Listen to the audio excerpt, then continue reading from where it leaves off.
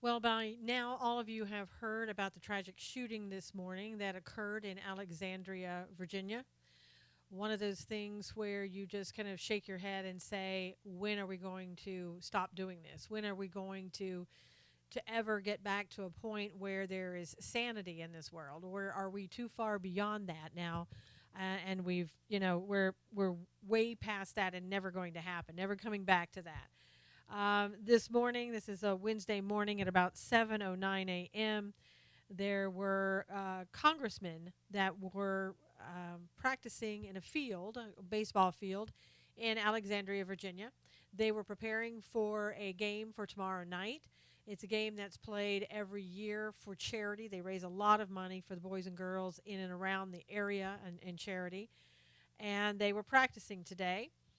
And a man, he's been identified as James T. Hodgkinson in his, I think he's like 66 years old, from Bellevue, Illinois. He's been identified as the man who walked over, asked if this was Republicans or Democrats. Now, this is all allegations, of course, but this is what's being reported.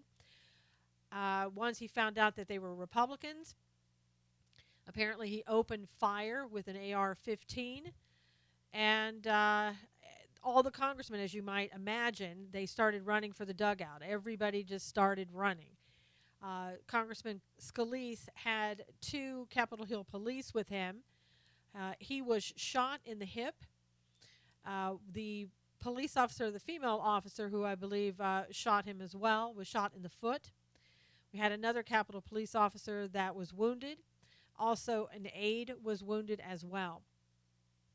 And in the midst of all this, there were about 50 to 100 shots that were fired. That's what was reported by witnesses. Now, as you might expect, everything at that point was sort of, just havoc, chaos was going on. And people were reporting that there were individuals that were next door in it was a dog park located next door, and people were walking their dogs. Children were over there. There was a woman who was 7 months pregnant. She was over there as well with the dogs. And as when the gunfire erupted, everybody hit the ground. And when they hit the ground, they saw all of the bullets ricocheting off the ground, and they didn't. Everybody just stayed there on the ground because they didn't know what to do. And I'm telling those who are arriving, I am recording right now Knowles on the news, so I won't be commenting as much to you in your comments. I can see them, but I am recording this show, so I won't be interacting back and forth as I do in my other shows. I have a lot of shows that I do. So this is Knowles on the news right now that I'm doing it. So what happened after that is that these five individuals were taken to the hospital. Mr. Scalise has gone through surgery, from what I understand. He came out, he's fine. The officers are fine. The aide appears to be fine. But we have been told by the president, who came out a little bit later after the shooting, and said that the shooter has died of his wounds. Now, you have to ask yourself, what would make a man do this type of thing? And I think some of the congressmen who spoke this morning, especially one, Rodney Davis from Illinois, I think he had a pretty good idea of what was going on and what is going on in our society that would cause a person like this to come out and just shoot innocent people. Innocent people who are, practicing for a game, minding their own business. Innocent people that would have, but for those Capitol Police there being armed, Rand Paul described it as it would have been a massacre. This Rodney Davis said, what's causing all this is just political rhetoric, political discourse that we hear every single day.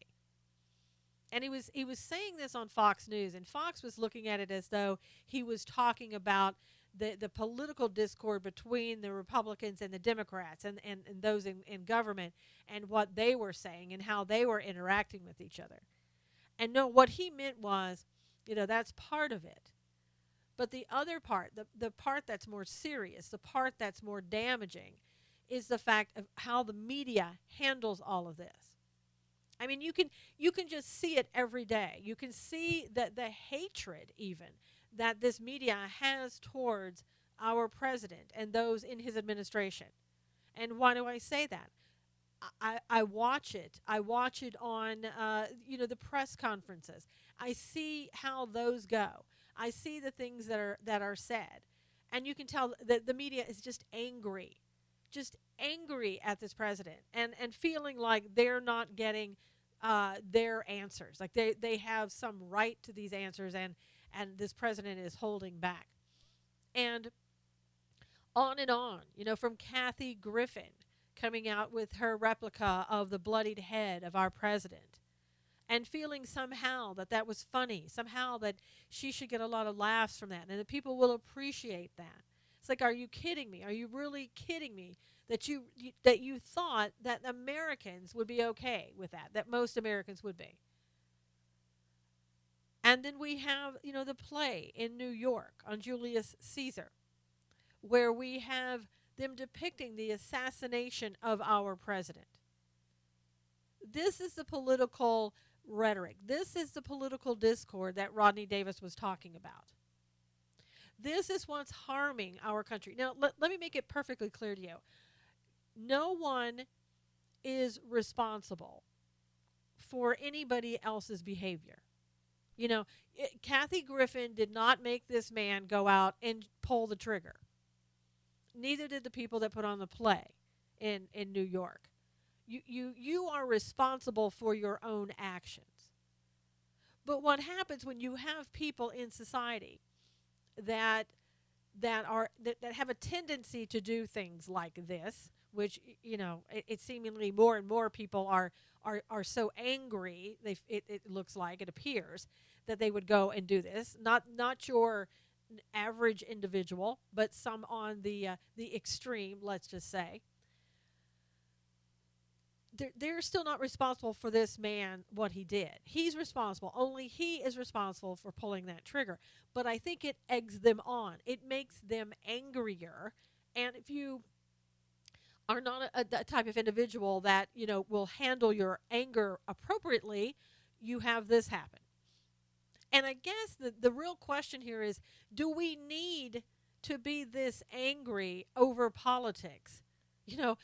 Is there something wrong when we get this angry in regards to Democrats and Republicans and what they're doing? So angry that we come out and we hold the replicas of the bloody head, that we come out and we have a play, and we just can't understand why sponsors don't want to sponsor this type of play. Like, are you the celebrities now are saying, let's boycott.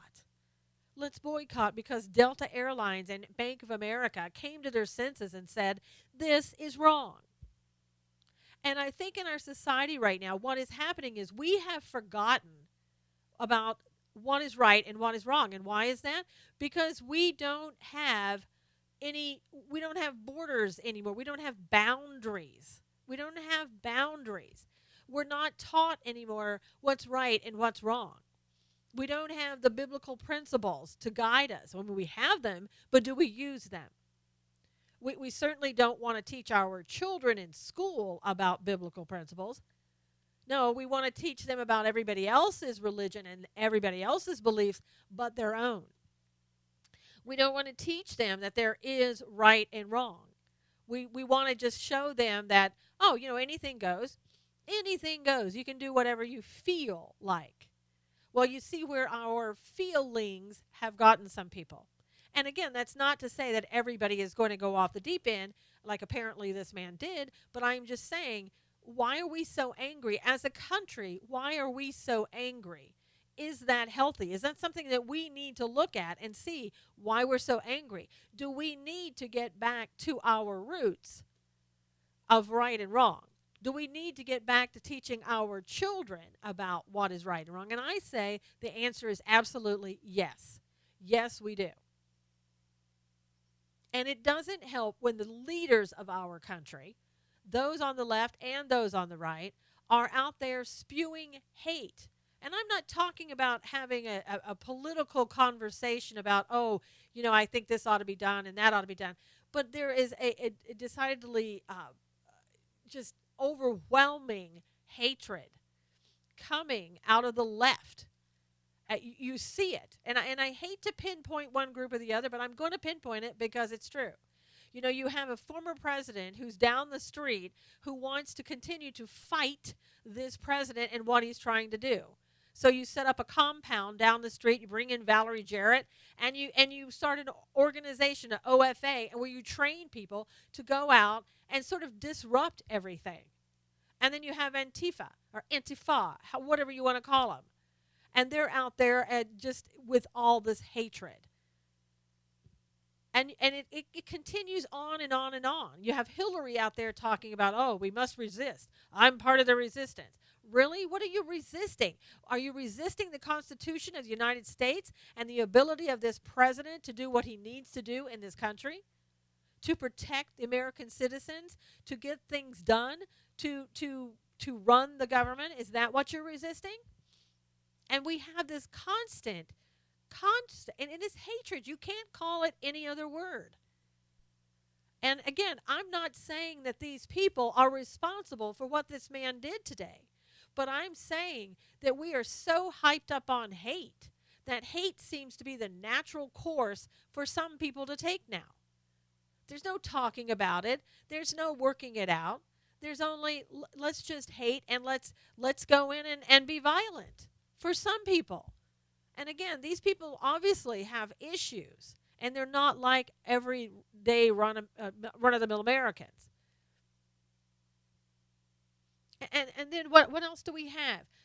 We've seen from day one this whole farce about Russia. That somehow, that the president is involved in obstruction of justice with Russia interfering in our elections. We go so far as to go out and get a special counsel to investigate what? To investigate nothing. And in the meantime, you have people sitting around just getting angrier and angrier because they believe, based upon mostly what the left has said, that somehow our government is fascist, is against us, wants to hurt us, on and on and on. Total lies. There's not one shred of evidence about Russia, but we continue it, and we continue it so far that we get an independent counsel who isn't, by the way, independent. You can't call this man independent. And so, you've got people on the right who are sitting here that are very upset because of the fact that you're looking at a man who's friends with Comey's, been friends since 2004. They've been called brothers in arms. He even went and interviewed for the position of the FBI director, either with Sessions or with President Trump. And I'm hearing President Trump. And so this man doesn't go and recuse himself because of a conflict of interest. And then you have a leftover, the deputy FBI, who says, the deputy attorney general, who says, I'm not going to take Mueller away. I'm not going to remove him. I'm going to go and let him do his job. So it looks like, everybody's colluding with one another. And here we sit going, what in the world is happening? What is happening to our society? Why is everybody so angry? And they look at Donald Trump. The left hates Donald Trump. You know why they hate Donald Trump? Because they absolutely, number one, don't understand him at all. Number two, don't want to understand him at all. And number three, he disrupts everything that they wanted to do. He disrupts the evil that has gone on, the corruption that has gone on, and the corruption that continues to go on in our government because of all the 8 years and probably beyond 8 years. And when you've had 8 years to be in that the darkness of the government that we had, and I'm sorry, if you're listening and you're on the left, you disagree. You can always tune out. But it was darkness, total darkness. And it's hard to get rid of that. And it's hard to get those people that were involved in that. They still want to do it.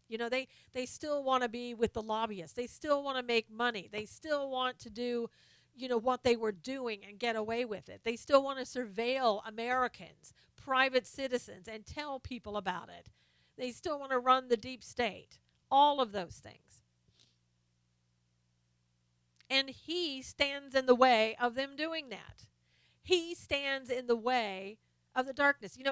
Yes, he is draining the swamp, but he's doing more than that. He is revealing the evil and the darkness that was hidden from us for all those years. We had no clue. We knew it was bad, but we had no clue just how bad it was.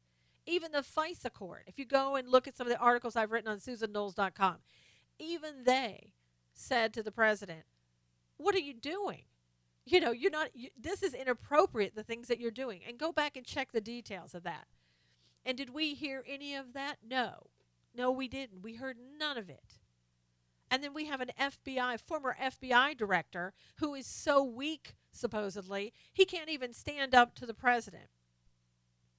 But yet, he can take copious notes, and he can go before Attorney General Lynch, be told to call the Hillary quote-unquote investigation a matter, and yes, ma'am, oh, you betcha, I'll go right out there and do that for you.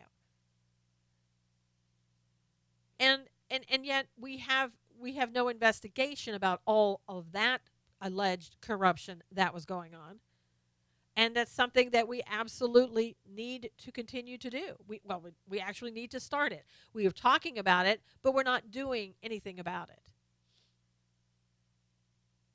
And so people are frustrated. People are told by the mainstream media how corrupt the current government is because, again, they hate Donald Trump. They hate the good that he is doing. So the mainstream media pushes this narrative that we have a president who colluded with Russia to interfere with our election, that there was obstruction of justice by this president when he fired a useless, and I say useless and weak, FBI director. Because he mishandled, not only did he mishandle in July 5th with Hillary Clinton when he came out and talked about all the wrongdoing that they found with the servers and how it all looked, but, we're not going to prosecute her. He usurped his responsibility. He doesn't have that authority to say what's going to be prosecuted or not. And why did he do that? He did that because Attorney General Lynch compromised herself with her little tarmac meeting with Bill, and also a conversation she allegedly had with Comey when she said, I'm not going to go after Hillary. We're just going to keep it on the down low. She didn't say it exactly that way, but you know what I'm saying. And so you have corruption upon corruption upon corruption. And Donald Trump is coming in there, and little by little by little, all of it's coming out. When the man is basically handling all of this himself alone. And so are we shocked? Are we shocked when somebody goes and opens fire? We should be shocked, but in our society today, because we see this more and more people that are, again, sort of out there on the left, on the fringes, are doing things like this because they don't handle anything appropriately. Now, who is this man? Well, I went to his Facebook page, and I'll give you my impressions of what I found and some of the actual things that I did find on him. He signed a lot of petitions. I'll tell you that. He signed a petition back in May that was from George H.W. Bush, Barack Obama, and I think Bill Clinton, that they had started after the firing of Comey, wanting an independent investigation. Now, my thoughts are, George H.W. Bush, why are you getting in on the fray on that? But that's for another day. So he signed that, and he was pretty upset about that. Again, the lies spread by the mainstream media saying that we need this independent investigation, that somehow we have all of this supposed information, which we have none. We have none. People are sitting there going, yeah, well, we agree that there was interference with the election. I think the only thing that we agree on that I recall is that if there was interference by the Russians, it didn't amount to anything. It didn't affect the election in any way. We have nothing that shows about any evidence of obstruction of justice.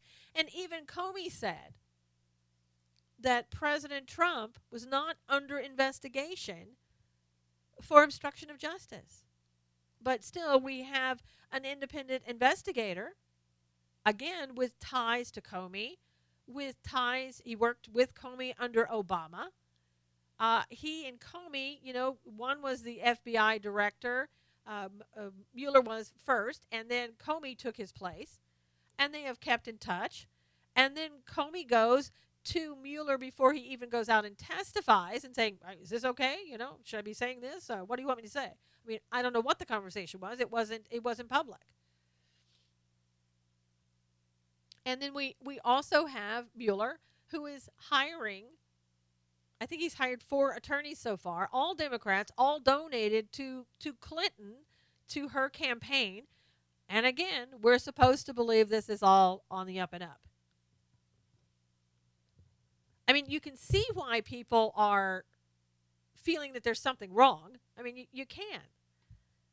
But not, it shouldn't push somebody to kill people.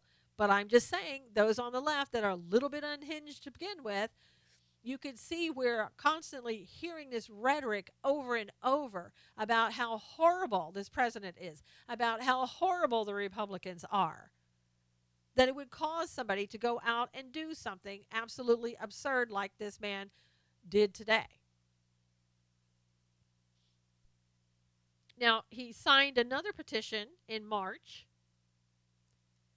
This petition was given to the U.S. senators, and it was requesting that Donald Trump and Vice President Pence be removed from office for treason. Again, where does this come from? Where does this get started? When there's zero evidence of any of it, where does it come from? It comes from mainstream media and those on the left who spew this every single day.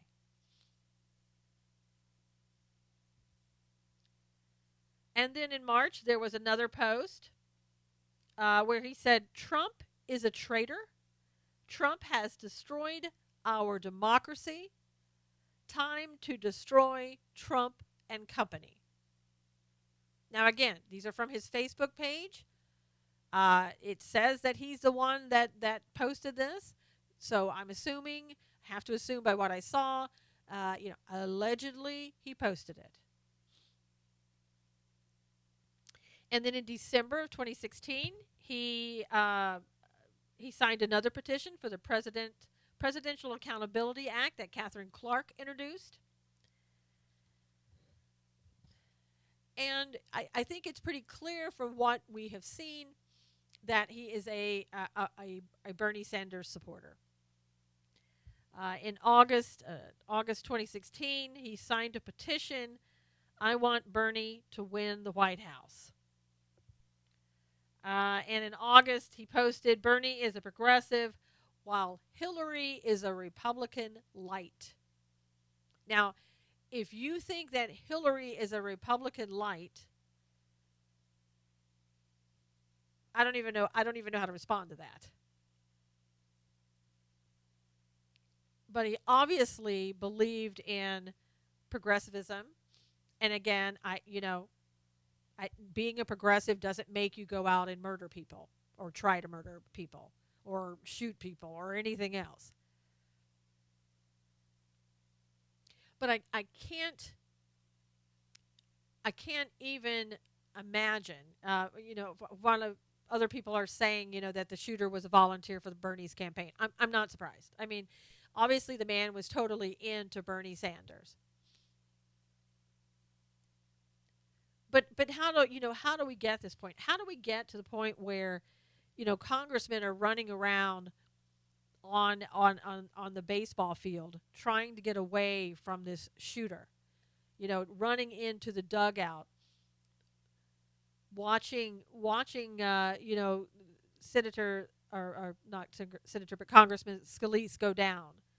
Uh, Representative Brad Winstrup was there, and he said it was like being in Iraq, only this time without a weapon.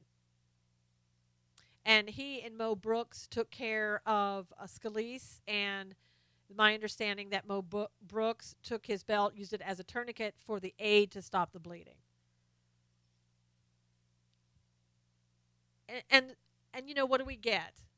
What do we get immediately? Well, we get the governor of Virginia, McAuliffe, coming out and saying, we got too many guns on the street. Here's our problem. We have too many guns on the street. And immediately says, but you know what? I'm not going to make this about gun control today. Really? You just did. You just did.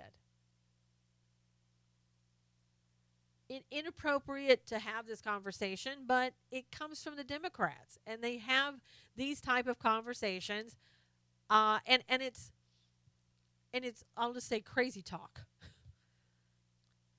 because as Rand Paul said, if the Capitol Police hadn't been there with their weapons, it would have been a massacre.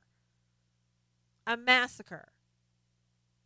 And you really think that you're going to have, I mean, Democrats always think this way, that for some reason, that criminals are going to go, oh, wait, you're right, there's a gun law here. I'm just going to put down my gun over here. No problem. We'll just do, we'll do this with a some other way. Let's see, what can I use? I mean, come on. I don't understand that logic. I try. It's like, okay, we'll just arm wrestle instead of using a gun. You really think that criminals care about the law? And we got to get guns off the street. How are you going to do that? People can make guns. People buy guns from every place. I mean, you really think that people are going to turn in their guns and you're going to have no more guns? And then what? It's like London? I feel just the opposite, and I think a lot of you probably do too, that we should all be armed. We should all have concealed carry. Because, if you do, somebody is not going to get out of a car and come over to ask, oh, are they Republicans or Democrats there? And then go get your gun or whatever he did, his AR-15 and his pistol, and come back and start shooting people. It's not going to happen when you know that everybody standing around you is armed. Or if it does happen, it's going to happen a lot less frequently. But I bet you that those congressmen today are sitting there going, you know what? Maybe it's time I need to hire security for myself. Because I guess only certain people higher up within the government are allowed to have like Capitol Police with them. And of course you can't have 2 Capitol Police for every single congressperson. I understand it. But maybe it's time that they need to rethink this. But talking about gun control is just as crazy, and I don't mean that in a mental health way, but just as crazy as a gunman who decides he's going to go and start shooting people who are Republicans, as if that's going to do what? Get Bernie elected? Get to President Trump? I mean, it's idiotic. And so is talking about gun control in that way. It's idiotic. It makes no sense. It's not rational. It's not reasonable. But every time we still have this conversation. Not let's see what we need to do to make sure that people are safe. No, let's make them even less safe and take their guns away from them. Let's make them more as sitting ducks by taking their guns away from them. Oh, but by the way, I have my gun. So don't worry about it. I've got the Capitol Police with me. The governor, how many people did you have with you today, Governor? How many people stood around you, protecting you, while you were standing there at the press conference, telling me that you want to take my gun away from me? You want to take guns away? Hey, we'll give this a shot. You lay down your weapons first. You call your security off. You don't have any police following you. You don't have police protecting you that come to you with you to your events. And then maybe we'll talk about putting our guns down. Until then, I don't even want to hear it. It's crazy. Crazy for you to even be talking like that. You sound like Michael Moore, who walks around with armed guards and then tells me that I shouldn't have a gun. Ugh. I feel so bad for those people that were there today that had to endure that. Uh, and I hope, I mean, I don't know if they're going to have this event tomorrow. I'm hoping they do. Because, we can't allow people to continue to stop us from being in a free society. And we can't allow people to continue to talk about taking our Second Amendment rights away, our First Amendment rights away, and every other right that we have. I talk about this a lot, and I'm talking to one particular group. And I'm not talking to everybody else. You can do whatever that you feel that you need to. I'm talking to Christians out there. I'm talking to people who are believers. How long are you going to sit back and be silent and not stand up? Well, you're sitting there, well, what are you talking about? You're talking about Second Amendments. What does that have to do with being a Christian, being a believer, and standing up? It has everything to do with that. You know why? Because God gave us the rights in our Second Amendment, in our Constitution. God gave us God-given rights of freedom and being protected.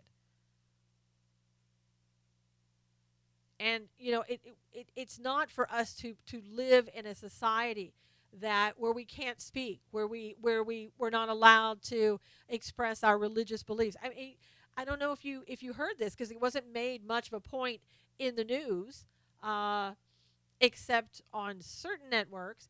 But Bernie Sanders came out when he was interviewing one of the Russell Vogt for a position for a Donald Trump position, and I director of something. I have no idea. I can't remember. But he was questioning him because he found out that he was Christian and he was at Wheaton College, and I guess somebody there had tried to make it all okay. Let's have a pro-Muslim day, get along with Muslims, that kind of thing, or whatever.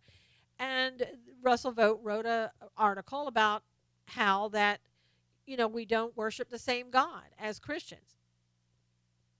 Well, that just set Bernie on fire, because what he wanted to do then was say to him, oh, so you, as a Christian, because these are your beliefs, that people who aren't Christian, don't worship the same God, et cetera, et cetera. That means you're going to mistreat people. You're going to not be fair with people. You're going to be anti whatever, and therefore, you're really not fit to hold office then.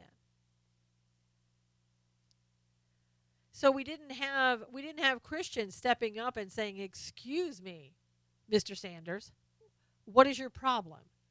Also, according to the Constitution, I think it's Article 6, you're not supposed to be having conversations about a person's religion for them to be able to hold any government office. So he's sitting there. I mean, Bernie, does he care about the Constitution? I doubt it very seriously. Because to him, as a socialist progressive, he looks at it as, oh, it's just an old document. We need to move on. We need to progress beyond that. So where were the Christians? Where were the Christians that were standing up and saying, you don't have a right to do this? You don't have a right to try to condemn this man because he's a Christian, and say that he's unfit for government office because he is a Christian and has biblical beliefs. When are Christians going to stop always turning the other cheek and staying silent?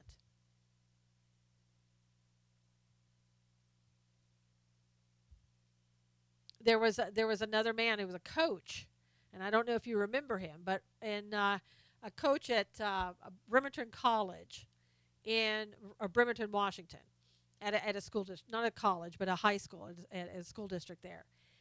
And at the end of each game, a football game, he used to kneel and pray and give thanks for the game. And he did that from 2008 into 2015 until, I guess, somebody complained. And the school put him on administrative leave. You can't do that. You can't get out on your knee and have some outward sign that you're talking to God, praying to God. So he was, as I said, put on administrative leave. And then they decided in 2015 not to renew his contract. And as he was doing that, then presidential candidate Trump was holding a campaign rally, and he was talking about this man and saying how ridiculous it is that he can't pray to God. And somebody in the audience says he's right here. So Donald Trump brings him up and starts talking to him and says, it's horrible that you weren't allowed to do that. And the man's like, yeah, I was like being slapped in the face, basically, And so he decides now that he's going to fight this in court. And he's not asking for money. All he wants is his job back. And he's going to the Ninth Circuit Court of Appeal. I say circus because that's what it is. He's probably not going to be successful, I would say, in that particular court. And it may even have to go to the Supreme Court if the Supreme Court will hear it. And this is all for a man to be able to kneel down after a game and give thanks. And to try to get his job back. Because his constitutional rights to express his religious beliefs were violated. And he even told the players, you don't have to do this. It's not mandatory. So if you don't want to participate, don't participate. Gave them every out. And yet we have in schools where, we want to give Muslims safe rooms, right? But Christians, you can't even kneel down after a game on a field and give thanks to God. But where were the Christians? And I talked about this on my show yesterday with my co-host Bill Cloud. We talked about the importance of what our religious beliefs and how we must fight for them. And I wrote an article about this coach, Joe Kennedy, I believe is his name. It's at SusanKnowles.com. And in that article, I also put our show From God's Views on Political News. I hope you go there and watch that. I hope you go there and find out how vital it is for Christians to quit remaining silent.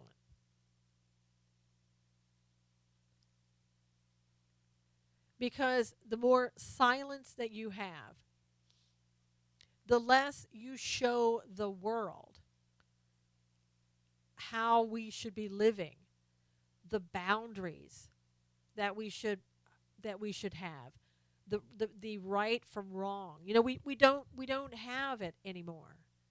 And we've got to bring people back to biblical principles. And some of you may say, well, but I'm not a Christian. Okay, you do what you have to do. I'm talking to the Christians.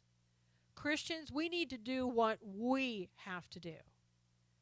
And we have to be the light in this world.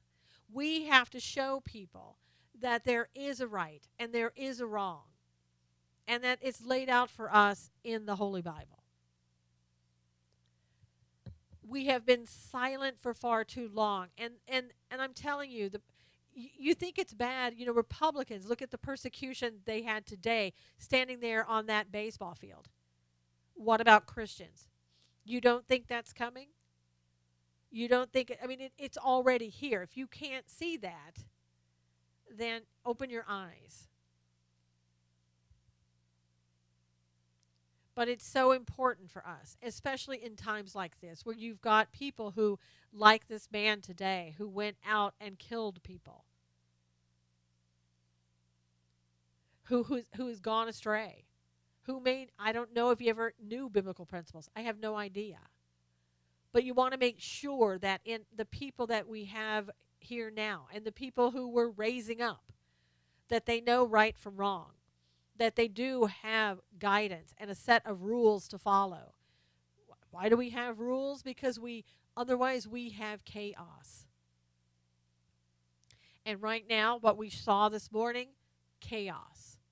What we continue to see with these not only shootings, but stabbings, people running people over with trucks, in the United States, outside the United States. We have San Bernardino here and Orlando shooting, all of those things. Chaos.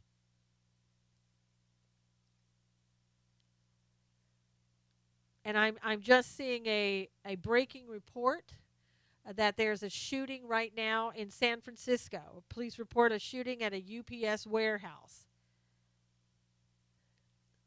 What's happening in our society is ramping up. These things are occurring more and more. It used to be you'd hear about it maybe every couple of months. It's gone from that to weeks. It's gone from weeks to days. And apparently we're going into hours now, where we're seeing this over and over. And what is it caused from? Well, a couple of things. As Rodney Davis said, a congressman from Illinois, it's political rhetoric. We have pitted ourselves against each other, due from the mainstream media, due from our leaders in government doing the same thing, pitting people against each other. And it goes from the fact, I honestly believe, a lack of godliness in our society. We've got to bring back God into every single thing that we do. And again, I'm talking to the Christians out there. Whatever you do, whatever religion you are, whatever faith that you are, whatever, that's your business. I'm talking to the Christians right now. If you are a believer, you need to stand up. You need to talk about these things when you see them occurring. When you hear Bernie Sanders try to make a man unfit for office because he's a Christian, you need to speak up and speak out about it. When you see your rights being taken away from you, your God-given rights, then you need to stand up and speak out about them. You can't sit down and wait for someone else to do it. You can't expect that some other person is going to take up the cause for you. You need to do it.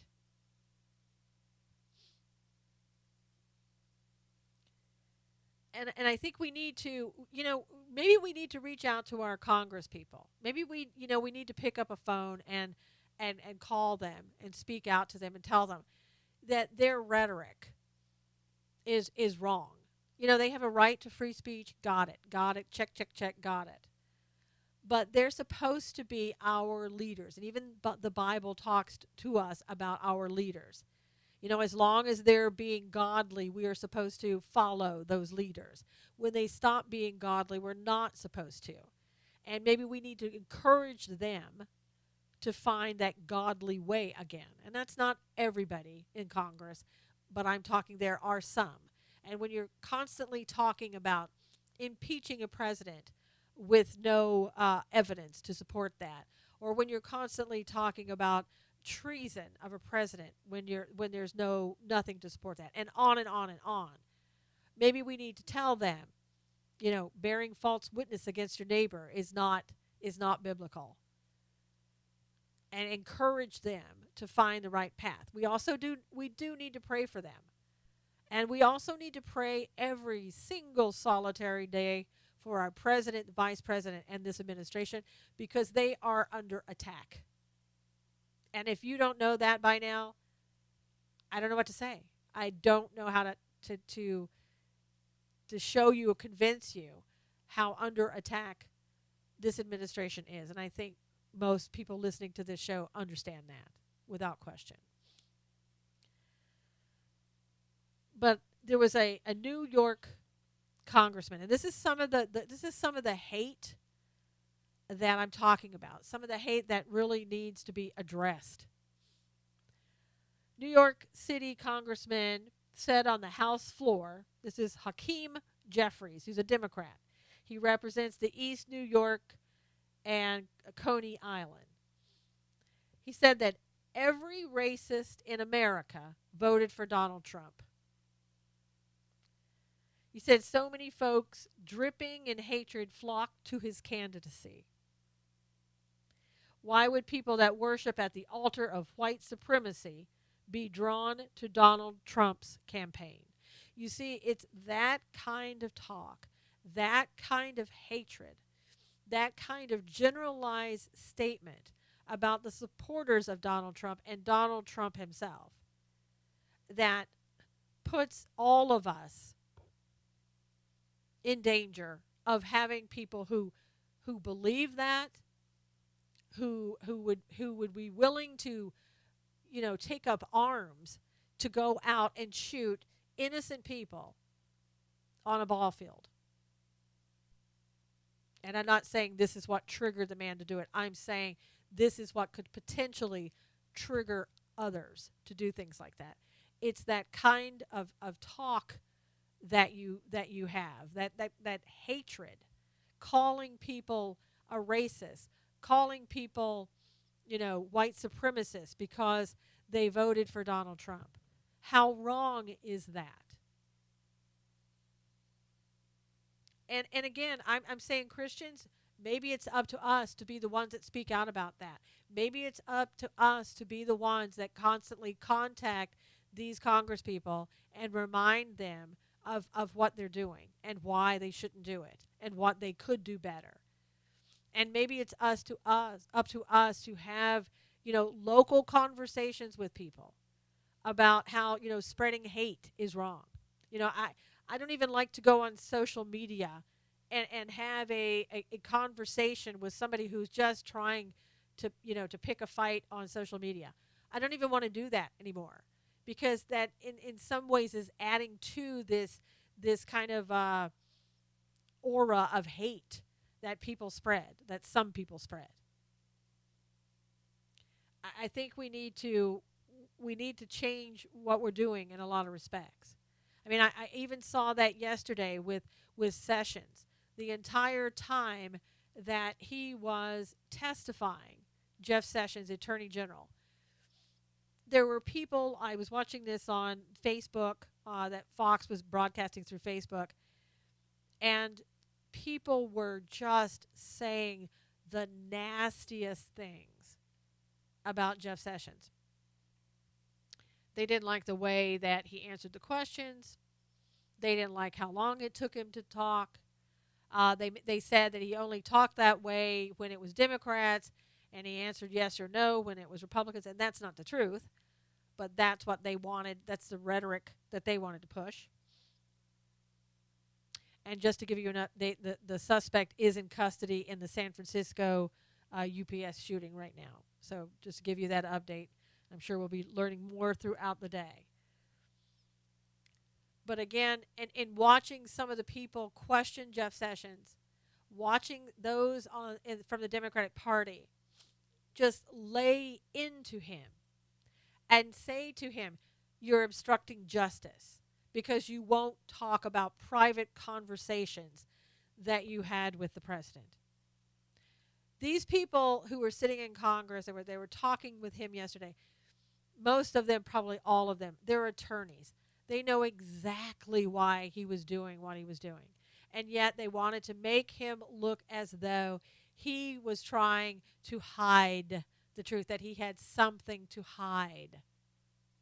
Again, you can politely disagree, but to come out and accuse somebody of obstruction of justice and to act like that they're, in on it and make the American public believe that is absolutely irresponsible. He had an obligation as the AG when he was asked about private conversations that he had with the president. If the president's not there and he's not invoking the executive privilege, Sessions doesn't have the authority to invoke executive privilege. But if you go and you say something before the president has had a chance to invoke it, then there is no privilege. And part of what Sessions' responsibility is as the Attorney General is to protect the United States, to protect the citizens. Conversations that you're having. Let me just say, also to be somewhat loyal to the president in that when you're having a private conversation with the president, there's a reason that it's private and not public. There's a reason he didn't have everybody else in the room when he was talking about it. It was a private conversation. And as such, also, how many private conversations do you think the president has that could also involve classified information?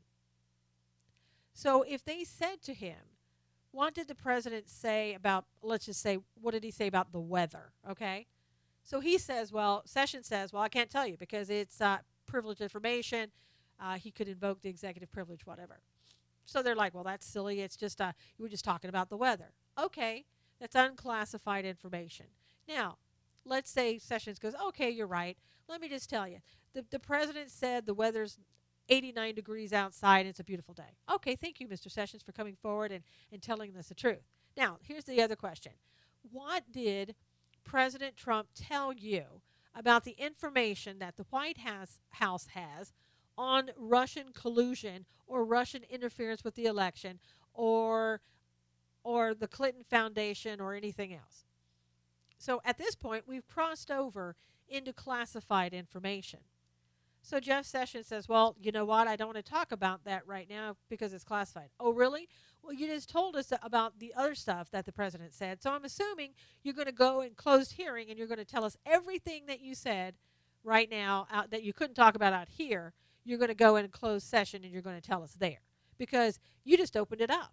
You opened yourself up because you were willing to tell us about conversations with the president. And, now, because you talked about unclassified information, there's no reason you can't go in private over here and talk about classified. When no, that's not true. He shouldn't be talking about classified information from a privileged conversation with the President of the United States. But see, they didn't want that. They wanted to, I guess, trick him, make him believe that he had an obligation to go in there and say exactly what they wanted him to say. And you could see Kamala Harris, Miss I Want to Be President in 2020, just being so indignant, not allowing him to speak, trying to push him along. When you ask somebody a question, when you ask a witness a question, you don't get the right to tell them how they should answer it. You don't get the right to tell them you should answer your question in, I'm giving you 5 seconds. You don't get the right to do that. They'll answer the way they want to answer, how they want to answer, and take as long as they want to answer the question. Don't ask a question unless you want the answer the way the person you asked, wants to give it to you. But Kamala Harris, Miss, I'm from California and I'm a senator now and you have to bow down to me because I'm talking to you that way. She didn't like the answers that she was getting. She interrupted him as she does every Republican. Why? Because she is rude. She is rude.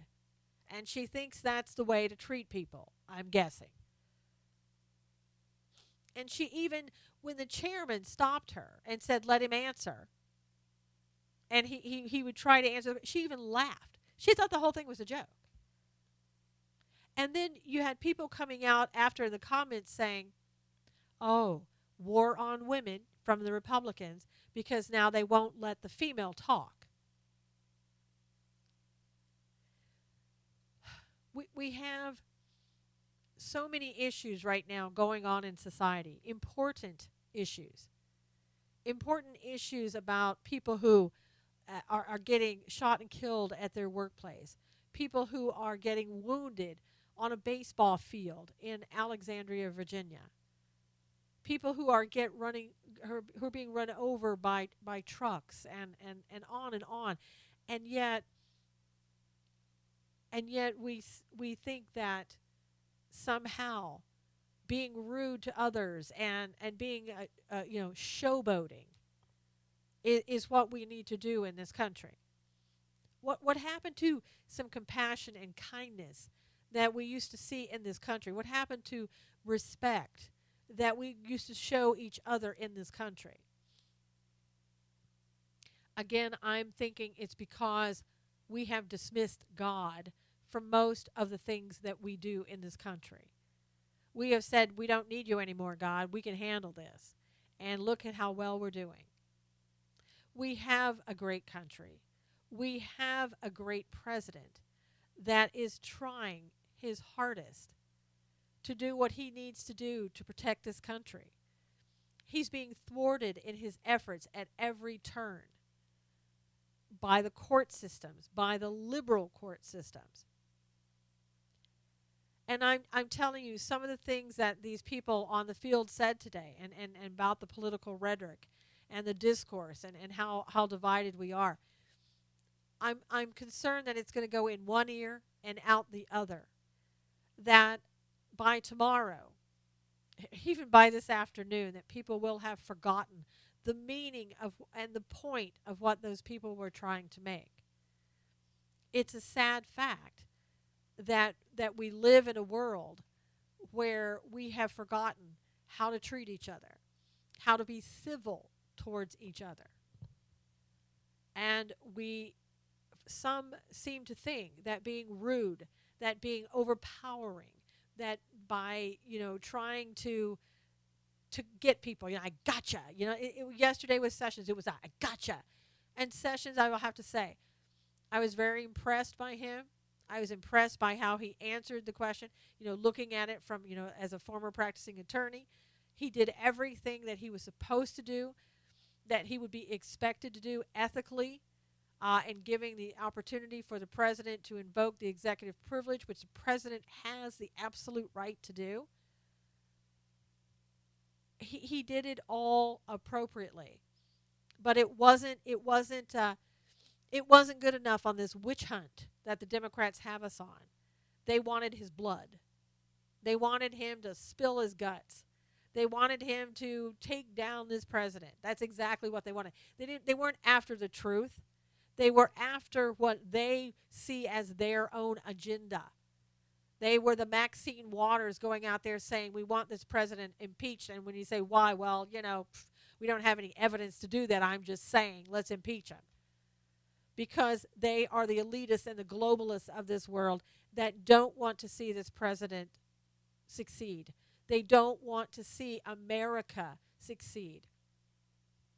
And as I've said many times before, they may be attacking our president, but it's the United States of America and all the citizens in the United States of America that they are really attacking. It is aimed at us. It is aimed at taking away our freedoms. It is aimed at them taking control of us and putting us back where we were in 8 years of darkness. It is time for us to stop this. It is time for us to speak out and peacefully, legally, morally, ethically, in every way, but to be the light. The light is absolutely needed, and our light can grow stronger and their light can grow dimmer if we do our part in showing them and in showing the rest of the world that a return to God is the answer to what is happening and to what we're seeing. So I want to thank you so much for being here today and listening to the taping of Knowles on the News. I'll be back again next week for another taping. Until then, God bless you. Take care of yourself. I'll see you again really soon. And for all of you on YouTube live today. Thank you so much for being here for the taping of Knowles on the News. It will be out pretty soon. If you want to share this live stream with everybody, please do. Please give me a thumbs up if you can. Thank you, Monica. Stay safe, everyone. Thank you so much. See you again, and be watching the news. There's a lot, obviously, not happening. And for that update on San Francisco shooting, there have been multiple injuries, and they're in the hospital, is what I understand. So, please take care of yourself. God bless you. Take care. I'll see you again soon.